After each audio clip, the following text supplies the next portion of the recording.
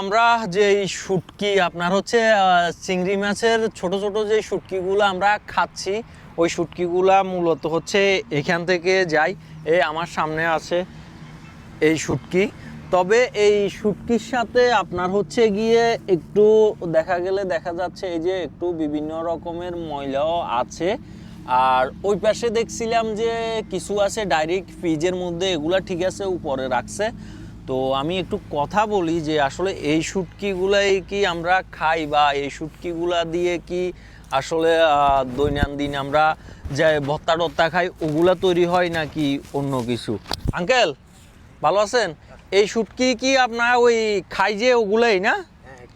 এখানে কিছু আছে না ভুসি বানাই ফেলে কি মুরগির খাদ্য টাদ্য তৈরি করে? ও ওই ওই ওই পাশে না? তাহলে এগুলো হচ্ছে খাওয়ার জন্য। হ্যাঁ, মুরগির খাদ্য বানাই, এটা হচ্ছে আমাদের খাওয়ার জন্য। আচ্ছা, এগুলো হচ্ছে আমাদের খাওয়ার জন্য, অর্থাৎ আমরা দৈনন্দিন সময়ে মাঝে মধ্যে যে ছোট চিংড়ি শুটকিগুলা খাই এগুলা এখান থেকেই যায়। আর ওই পাশে কিছু আছে ওগুলো আপনার মুরগির খাদ্য হিসাবে ব্যবহার করা হয় বা মাটির উর্বরতার জন্য ব্যবহার করা হয় আর কি, এতটুকুই জানলাম।